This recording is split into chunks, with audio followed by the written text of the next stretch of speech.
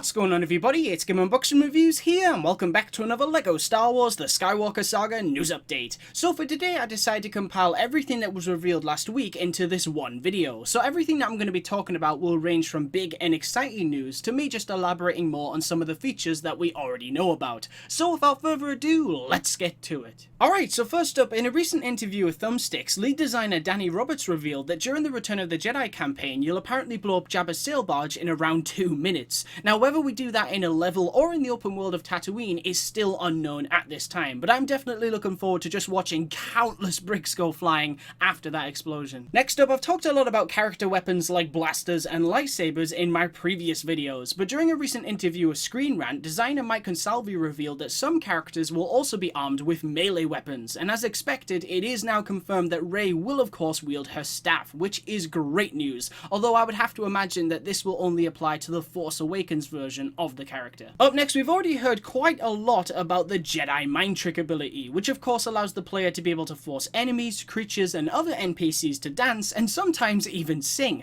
But according to an article made by Eurogamer, this feature will also let you distract NPCs and even turn them against each other, which should make for some interesting moments during free roam. And if the light side characters are this much fun to use, I can't even imagine what we'll be able to do with the Force as a dark side character. Now, Mike Consalvi also went on to explain just how much freedom the player will have with the Force in this game. So for instance, let's say for example that you're on Tatooine and you've just noticed a Kyber brick, which are the new gold bricks, but unfortunately there is no way to reach it with any of your unlocked characters. Well, one way around this is that you could use the Force to pick up R2-D2, lift him up to where the brick is, drop him down to collect it, and then switch back to the character that you were previously playing as. So there will clearly be a lot of ways to go about collecting and achieving your goals in this game, which should give it a lot of replay value. Moving on, we're now going to be talking about vehicles, because during an interview with that hashtag show, Anna Bailey from TT Games revealed that we'll be able to drive and control all of the ATs that you see throughout the saga, as well as the snow speeders on Hoth, and one of which we can of course see here in the very far right of this screenshot, along with an X-Wing and a Tauntaun. Next up, let's talk characters. So during an interview with game director James McLaughlin, a NeoSeeker reporter mentioned that Lando Calrissian sounded like he was being voiced by none other than Billy D. Williams.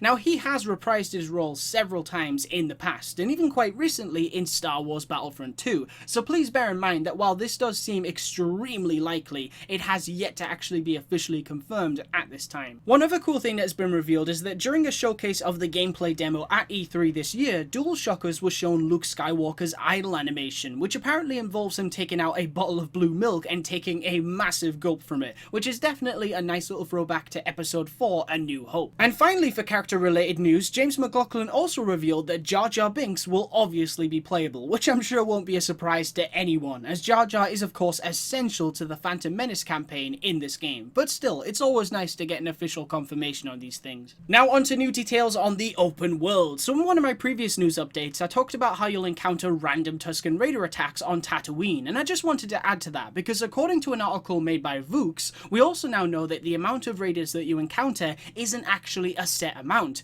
So sometimes you might run into more raiders, while other times you may just have to take on a couple of them, which I personally think could potentially make the planets really exciting and unpredictable. Now, one thing that a lot of people have been wondering is, can you explore planets from other eras of the saga as characters that wouldn't necessarily belong there? And according to Mike Consalvi, the answer is yes. So for instance, once you've played through a certain amount of The Force Awakens and have unlocked, let's say for example, Kylo Ren, you will then be able to play as him and freely have the option to travel to Naboo, or any other planet for that matter. It is entirely up to you, which is great news. Lastly, for open world news, according to an article made by Nintendojo, Endor will be one of the many planets that will be able to freely explore in this game. However, please take this news with a pinch of salt because it is the first that I've heard of it, but at the same time, Endor is a planet that is essential to the Return of the Jedi campaign in this game, and of course we have seen this screenshot which may or may not have been taken during free roam on the planet, so this does seem extremely likely, but of course only time will tell. Now then, let's talk about downloadable content. So Mike Consalvi revealed that while there are currently no plans for post-launch content at this time, the team will still continue to support the game after launch, so we will be getting DLCs just at a later date, but at this time what those packs will actually feature has yet to be planned out. And last but most certainly not least, for those of you that are interested, I have a quick update on Mumbles. So Mike Consalvi has revealed that they are going to bring back the Mumbles in some manner, but he would not go into details on how how that will actually work. Although he did also go on to say that this game is a celebration of what LEGO games used to be, mixed with what they are now. Now, I completely understand that the demand for the return of Mumbles is due to pure nostalgia, as I too grew up playing countless hours of the original games. However, this is something that hasn't actually featured in the LEGO games since 2011. Now, adding optional dialogue is one thing, but if this were to be done right, the time, effort, and resources that would be required for that amount of work just seems completely unnecessary to me, and honestly quite rude to the team, as they would have to reanimate every cutscene with miming and new jokes on top of everything that they've already created, which to me would just seem like a massive stab in the back to all of the hardworking writers and animators,